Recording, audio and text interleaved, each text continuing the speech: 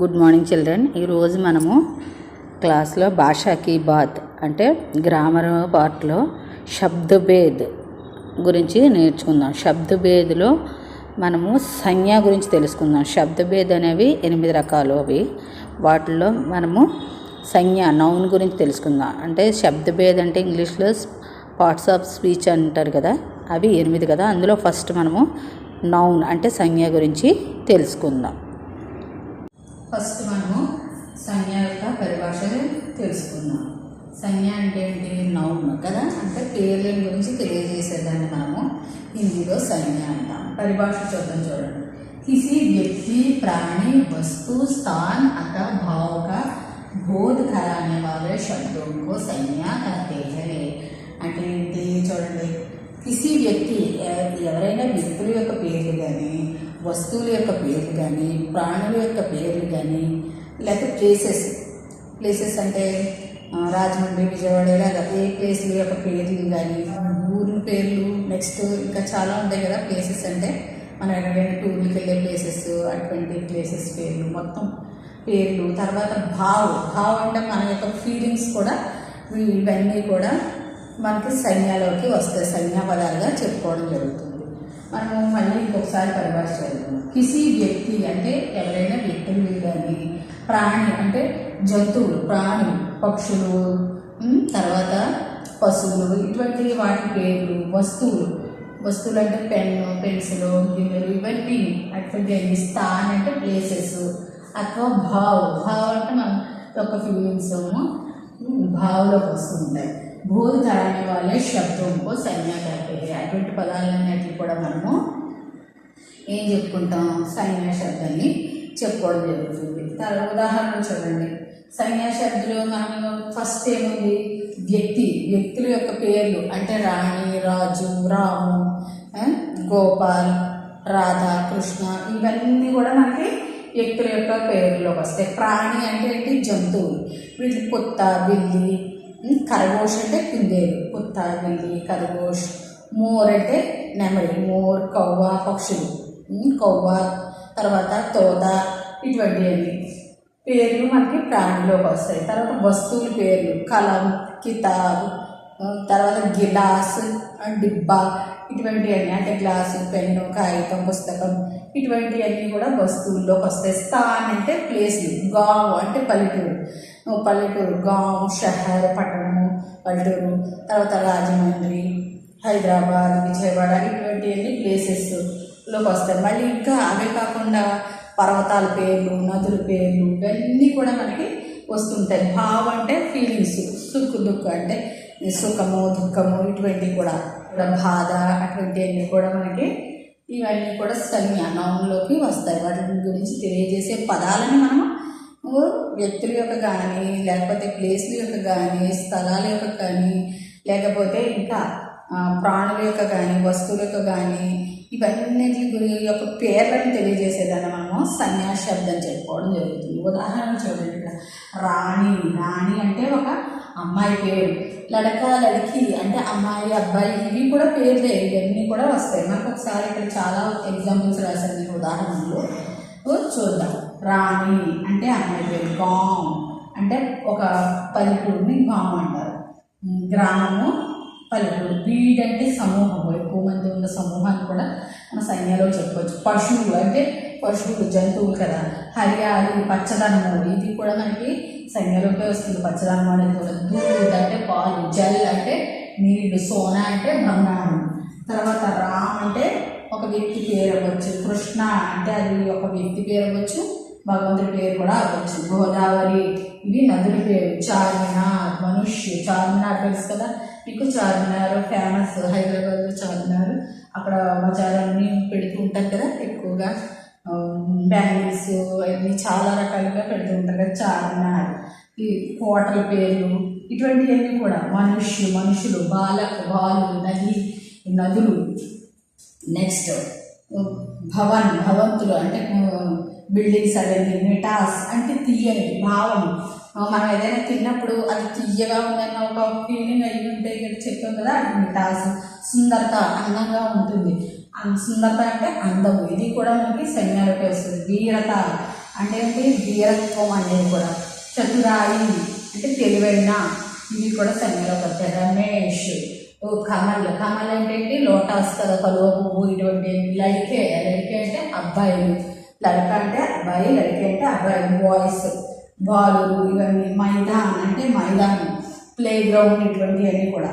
Sunitha places చెప్పుకున్నాం కదా, అందులో మైదానం కూడా మనం చెప్పుకోవచ్చు. సునీత, పడాయి అంటే చదువు, గ్వాల అంటే పాలు అమ్మేవాడిని గ్వాల అంటారు, పాలు అమ్మేవాళ్ళు. పాఠశాల, స్కూల్, సభ అంటే ఏదైనా మీటింగ్ పెట్టుకునే సభ జరుగుతుంది కదా అది. కక్ష అంటే క్లాసు, క్లాస్ రూము, తరగతి. ఖరగోష్ అంటే కుందేలు, లోమిడి అంటే నక్క. తర్వాత బాల్ అంటే ఎలుగుబంటి, హాతి అంటే ఏనుగు, షేర్ అంటే సింహము, మోర్ అంటే నెమలి, తోత. తర్వాత తోత అంటే రామచిలుక, తితలి అంటే మనకి బటర్ఫ్లై. తర్వాత సూరజ్ సూర్యుడు, ఆస్మాన్ ఆకాశం, కోయల్ అంటే కోకిల, పతంగ్ అంటే కైట్. ఇటువంటి అన్నీ కూడా పదాలు. పర్వత్, హిమాలయ్, ఇటువంటి అన్ని. హిమాలయ్, వింధ్య పర్వత్, ఇటువంటివన్నీ కూడా. సముద్రాలు, పర్వతాలు, నక్షత్రాలు, గ్రహాలు, అన్నిటి పేర్లు కూడా మనకి ఎందులోకి వస్తాయంటే సంజ్ఞా శబ్దంలోకి రావడం జరుగుతుంది. నేను కొన్ని ఇక్కడ ఉదాహరణలు సంజ్ఞా శబ్దాలకి ఉదాహరణగా చాలా వర్డ్స్ శబ్ద రాశాను, నేను వర్డ్స్ రాయడం జరిగింది. తర్వాత మనము ఏదైనా మ్యాటర్ రాసేటప్పుడు అందులోని సంజ్ఞ అంటే నౌన్కు బదులుగా ఉపయోగించే పదాలను మనం సర్వనామం అంటాం. ఫస్ట్ రాము అని స్టార్ట్ చేసి అంతా అదే వర్డ్ని మనం యూజ్ చేసి రాయు కదా, అతను అనేసి తర్వాత యూజ్ చేస్తాము.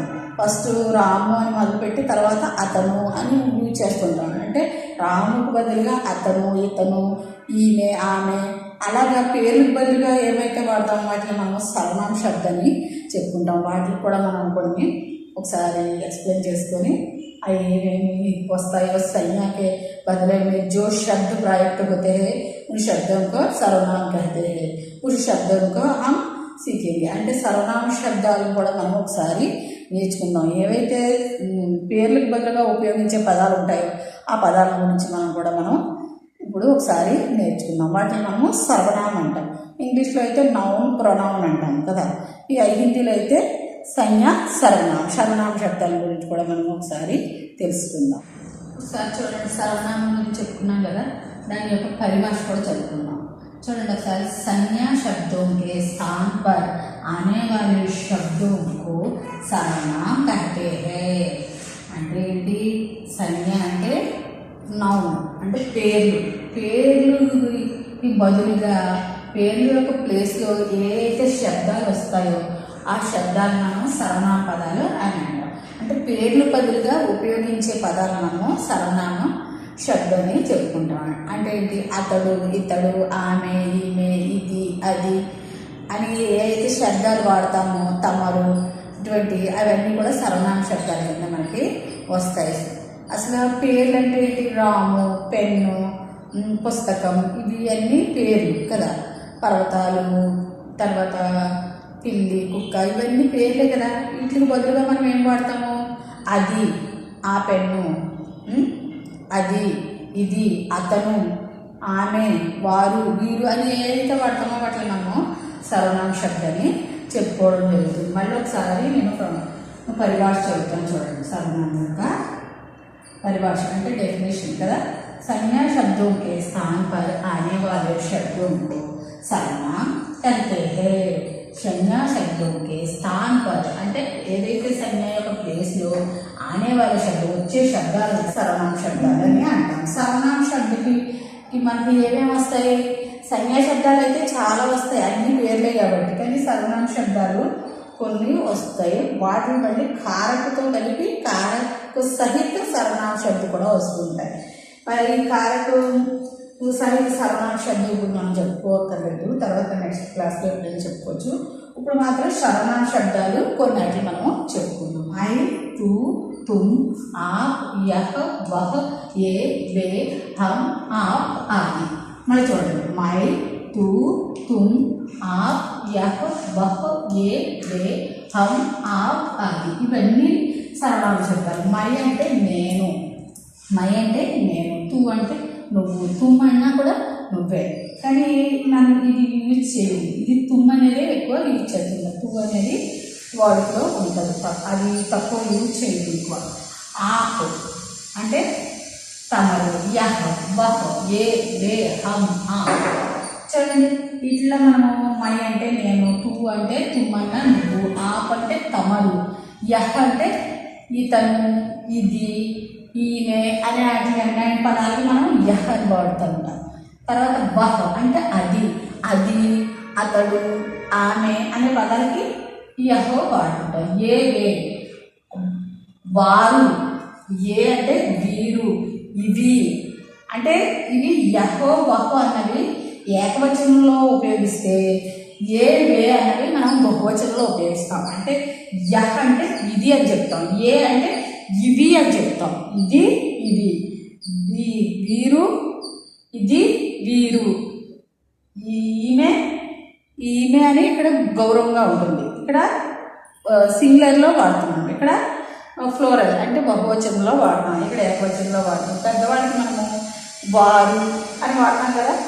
ఏ అంటే వీరు, ఇవి అనేసి, వే అంటే వారు, అవి అని బహువచనంలోకి వస్తాయి. హమ్ అంటే మేము, మై అంటే నేను, ఏకవచనంలో వచ్చింది నేను ఒకటి, కానీ హమ్ అంటే మేము ఎక్కువ మంది ఉంటప్పుడు, అంటే ఇది బహువచనంలోకి వస్తుంది, అంటే సింగులర్ ఫ్లోరల్లోకి వస్తుంది. ఆప్ అంటే తమరు, రెస్పెక్ట్గా చెప్తాం, పెద్దవాళ్ళకి రెస్పెక్ట్ ఇస్తాం కదా, తమరు, వారు అని చెప్పేటప్పుడు ఆప్ అనే పదాన్ని మనము ఉపయోగిస్తాం. నెక్స్ట్ ఈ సర్వనామ పదాలతో కొన్ని వాక్య సెంటెన్సెస్ ఉదాహరణలు ఇచ్చాము, అవి చూడండి. మై ఖేల్తాహూ, మై అంటే నేను, ఖేల్తాహూ అంటే ఆడతాను, నేను ఆడుతున్నాను, మై ఖేల్తాహూ నేను ఆడుతున్నాను. తర్వాత హమ్ ఖేల్తే హై, మేము ఆడుతున్నాము.